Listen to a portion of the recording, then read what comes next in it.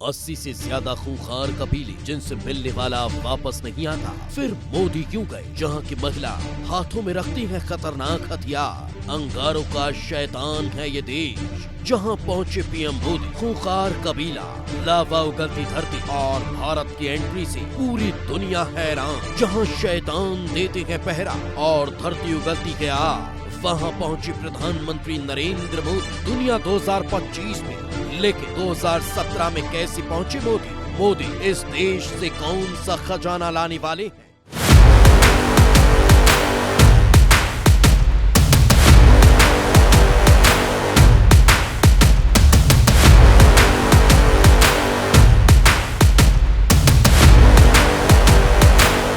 से ज्यादा खूंखार कबीलों का गढ़ है यह अजीब देश, जहां अचानक प्रधानमंत्री नरेंद्र मोदी पहुंचे। इस देश में अंगारों के साथ शैतान देते हैं पहरा। अचानक प्रधानमंत्री नरेंद्र मोदी यहां क्या लेने पहुंचे? यहां साल में होते हैं 13 महीने। दुनिया का इकलौता देश, यहां 7 साल पीछे चले जाते हैं लोग।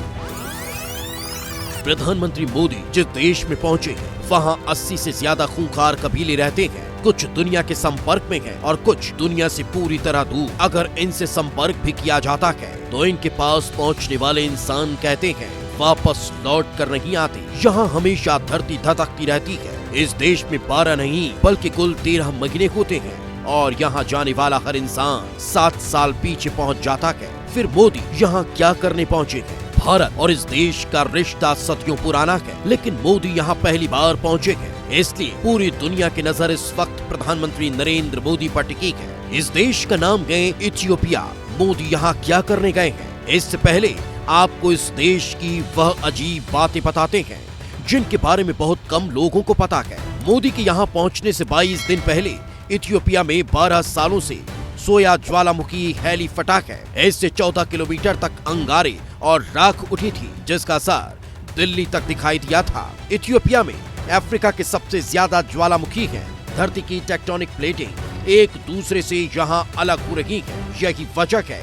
और इसी वजह से इथियोपिया में कई सक्रिय और निष्क्रिय ज्वालामुखी मौजूद हैं। इथियोपिया का सबसे खतरनाक ज्वालामुखी एर्ता आले है, जहाँ लगातार लावा बहता हुआ रहता है और यहाँ कई बार फट चुका है। इथियोपिया में करीब 80 से ज्यादा कबीले रहते हैं। इनमें से कुछ जनजातियाँ दूर दराज के इलाकों में रहती हैं और बाहरी लोगों से दूरी बनाए रखती है। इनके रीति रिवाज इतने अजीब होते हैं कि लोग इन्हें खूंखार और खतरनाक मानते हैं। दक्षिण पश्चिम इथियोपिया में पाए जाने वाले सुरी कबीले की पहचान यहाँ की औरतों के होठों से लगी हुई बड़ी सी डस्क से होती है। अपनी जमीन और मवेशियों की रक्षा के लिए ये अपने पास हथियार रखते हैं। इथियोपिया की अपार जनजाति के लोग रेगिस्तान में रहते हैं। इनकी पहचान तलवार और चाकू साथ रखना होती है। इथियोपिया केन्या सीमा पर रहने वाले यांगातोम कबीले की पहचान इनकी युद्ध परंपरा से है। ये अपने मवेशियों की सुरक्षा के लिए खतरनाक हथियार रखते हैं, जिसकी वजह से लोग इनके पास जाने से डरते हैं। 1 जनवरी की जगह यहाँ के लोग 11 सितंबर को नया साल क्यों मनाते हैं? प्रधानमंत्री नरेंद्र मोदी जहाँ पहुँचे, यह देश दुनिया का इकलौता ऐसा देश है जहां आज भी प्राचीन गीज कैलेंडर का इस्तेमाल होता है। इथियोपिया गीज कैलेंडर का पालन करता है। इसमें 13 महीने होते हैं। 30 दिन के 12 महीने, एक अतिरिक्त महीना जिसे पकुमे कहा जाता है। इथियोपियाई ऑर्थोडॉक्स चर्च का मानना है कि उनका जन्म 7 ईसा पूर्व में हुआ।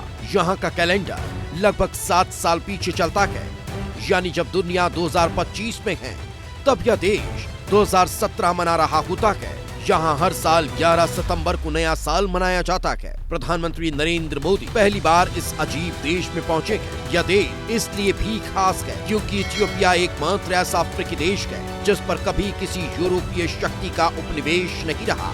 यहाँ 60 ज्वालामुखी हैं जिन्हें अंगारों का शैतान कहा जाता है। लोगों का मानना है कि यही शैतान उनके देश की रक्षा करते हैं। सच यह है कि यहाँ अभी भी 20 सक्रिय ज्वालामुखी मौजूद है। प्रधानमंत्री नरेंद्र मोदी के साथ यहाँ अजीत डोभाल भी मौजूद है और दोनों देशों के बीच कई बड़ी डील होंगी जिन पर पूरी दुनिया की नजर है। इसकी पूरी जानकारी अगली रिपोर्ट में दी जाएगी। प्रधानमंत्री नरेंद्र मोदी का इथियोपिया जाना इसलिए भी खास है क्योंकि इसे अफ्रीका का प्रवेश द्वार कहा जाता है। जब मोदी इथियोपिया पहुँचे तो प्रधानमंत्री अबी अहमद खुद मोदी के ड्राइवर बनकर कार में बैठे और उन्हें साथ लेकर चले गए। इसकी चर्चा पूरी दुनिया में हो रही है और भारत की ताकत भी दुनिया देख रही है। आपको बता दें कि मोदी इथियोपिया इसलिए गए ताकि दोनों देशों के बीच रणनीतिक साझेदारी, आर्थिक, तकनीक, शिक्षा, स्वास्थ्य, सहयोग और वैश्विक मंचों पर साझा विचारों को और मजबूती मिले। और यह दौरा